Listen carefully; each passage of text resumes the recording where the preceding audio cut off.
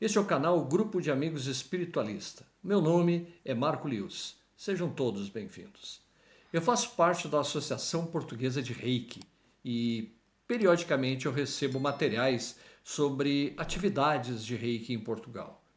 Um dos materiais tratou sobre a escolha do terapeuta, em um artigo escrito aí pelo Núcleo de Braga, que eu compartilho agora com vocês, fazendo aí alguns ajustes com a ótica pessoal. Como o assunto é terapia em Reiki, nós precisamos primeiro definir o que é terapia. Segundo o Wikipedia, a palavra ela vem do grego e significa algo como prestar cuidados médicos, tratar. Esta é uma definição de dicionário.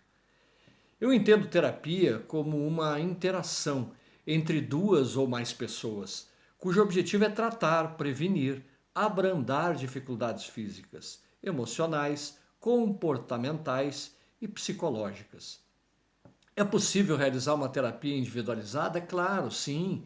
No entanto, eu considero que esta forma tende a ser mais lenta, pois o acompanhamento de outra pessoa ela pode ajudar e impulsionar o tratamento, numa abordagem mais rica, a partir de ângulos diferentes a respeito da situação.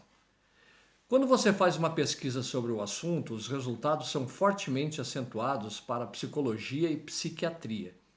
O que se percebe, no entanto, é que a terapia expandiu seus horizontes, mesmo dentro das áreas clássicas da medicina. As abordagens passaram a considerar conceitos espirituais, filosóficos, sociais, olhando aí o indivíduo como um todo, com o objetivo de alcançar a saúde e o bem-estar, o que chamamos então de terapia holística. Atenção, hein? Isso não significa que as áreas clássicas tradicionais não abordem esses temas. O Reiki funciona como uma terapia holística, complementando e auxiliando os atendimentos profissionais da área médica. De forma simples e natural, a atuação ela se verifica quando o terapeuta coloca as mãos a serviço da canalização da energia, carregada de Reiki, ou seja, de energia vital universal, para auxiliar e promover as curas físicas, emocionais e espirituais. Uma observação importante: o terapeuta em Reiki ele não dá diagnóstico. Isso só será possível se ele tiver formação na área médica. Então, atenção com quem transmite diagnósticos com o Reiki. Todo praticante de Reiki deve ser licenciado para atuar, tendo aí o seu próprio registro. Cada país tem as suas próprias associações, agremiações, enfim. É possível que você encontre nas paredes ou sobre a mesa do praticante um certificado que significa que este praticante recebeu um determinado grau através de um mestre habilitado, permitindo a ele então exercer a atividade.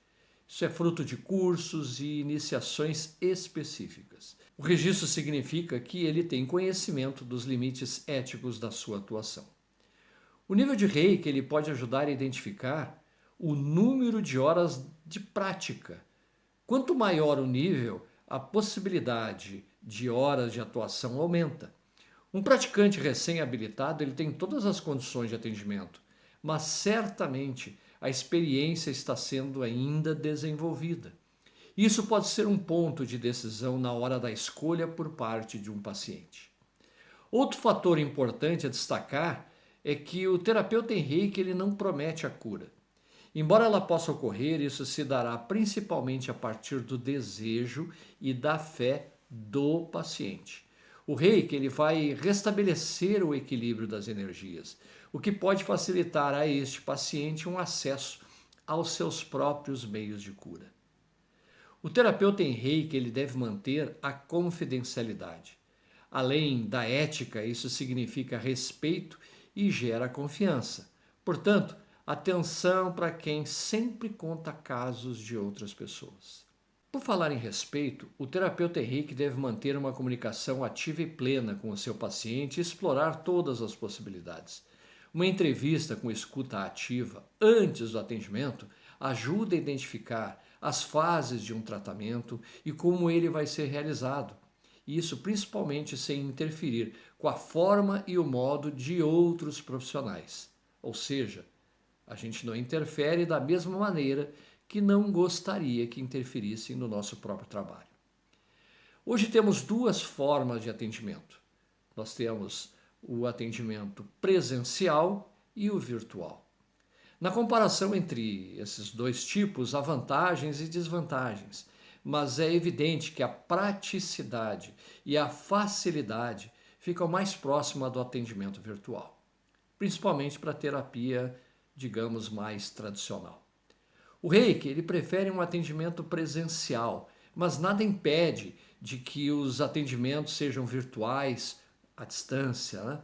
Neste caso, apenas praticantes com o nível 2 e acima é que estão habilitados.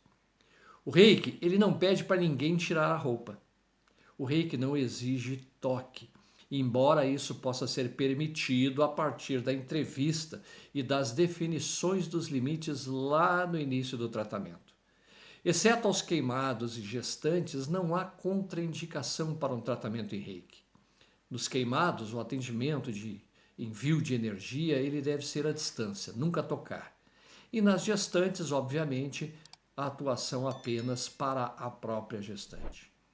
O atendimento ele sempre obedece e obedecerá aos desejos dos pacientes que vão receber o Reiki. Então, tenha em mente que algumas pessoas não gostam de ser tocadas. No caso do tratamento à distância, tenha bem claro das autorizações e permissões para que a energia seja bem aproveitada. Apesar de boas intenções, encaminhar energia para quem não quer será simplesmente desperdício de tempo. A higiene é fundamental. Você pode pensar que uma sessão virtual não precisa, mas observe o ambiente, se ele é acolhedor, se o praticante está asseado e se a energia espiritual agrada. Transmita isso ao terapeuta. Mais ainda, então, é o atendimento presencial. Valem todas as regras de limpeza, inclusive a espiritual. É importante que a energia do ambiente seja acolhedora e envolvente. O tempo de tratamento será sempre definido entre as partes, pois é extremamente individual e característico de cada paciente. Para um primeiro atendimento ou situações em que o intervalo dos atendimentos tenha sido muito grande, sugerimos aí um mínimo de 3 a 4 semanas. E depois uma avaliação de percurso. Para retornos, ao menos 2 sessões. Dependendo do caso, o tratamento pode se dar durante meses. Ele pode acontecer semanalmente e, inclusive, diariamente. Essa periodicidade deve ser acertada entre os envolvidos. Uma única sessão de Reiki não faz milagres, embora eles também possam acontecer. O terapeuta em Reiki ele deve acompanhar o seu paciente, avaliando o comportamento e verificando correções para a harmonia no atendimento, e atingir mais brevemente, então, o estágio de saúde plena e bem-estar. Deve manter também monitoramento dos exames e das avaliações dos outros profissionais que estejam atuando no tratamento. O valor de uma consulta ele deve ser adequado, justo e eficiente para ambas as partes. Há praticantes que não cobram, e isso não é um problema. Mas nesse caso, eu peço que você considere o tipo de comprometimento de ambas as partes. No atendimento gratuito, é possível que o paciente negligencie os horários, sem ter a mesma responsabilidade que um serviço pago exige. Há um comprometimento.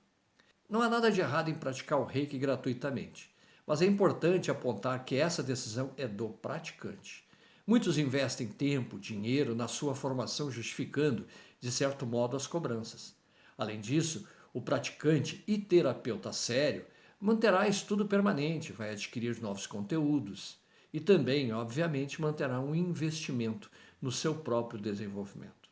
Alguns praticantes de Reiki mantêm a prática de atendimentos voluntários e gratuitos dentro de suas agendas. Isso vai depender da disponibilidade de cada um. No Reiki, é provável que você encontre alguns que gostem de ser chamados de mestres. Eu sou mestre por consequência das iniciações que recebi e que também realizei. Funciona como uma escola de judô, né? A evolução ela vai acontecendo por níveis até chegar à formação mais alta. Observem que eu não falo aqui numa formação final, porque estamos sempre aprendendo, estudando, desenvolvendo, observando. Como há algo novo, nunca se chega ao final. Eu me considero sim um multiplicador de Reiki. Há momentos em que eu atuo como terapeuta em Reiki, consequência da evolução do tratamento e das necessidades que se apresentam. Chegando ao final, quero destacar que situações isoladas irão surgir a todo momento, tais como uma dor no joelho em função de um passo em falso, a indigestão após a refeição inadequada, a tontura depois de um exercício exagerado, situações que o Reiki inclusive pode ajudar. Mas observe que você reagiu a essas situações para buscar uma reparação ou uma ajuda. Mas nem tudo precisa ser assim. Ao equilibrar suas energias, o Reiki vai oferecer um presente maravilhoso, permitir atenção a você mesmo. E se você prestar atenção, seus pensamentos, seu comportamento, seu relacionamento com o que o cerca, sua satisfação íntima, podem às vezes indicar alguns desconfortos. A nossa sugestão, então, é você buscar uma terapia, da forma que fizer mais sentido para você, obviamente, e para entender esses movimentos que estão acontecendo e fazendo efeitos no seu dia a dia. Você pode se surpreender, você pode vir a conhecer o Reiki. E aí você vai conhecer aquela máxima: só por hoje eu sou calmo, só por hoje eu confio, só por hoje eu agradeço, só por hoje trabalho honestamente, só por hoje sou carinhoso com todas as formas de vida. Só por hoje. Conhecer o Reiki é descobrir o caminho da felicidade. Pense nisso. Agradeço de coração a todos que compartilharam ou vão compartilhar esse momento. Espero ter oferecido conteúdo interessante para você fazer a sua escolha do próximo terapeuta em Reiki.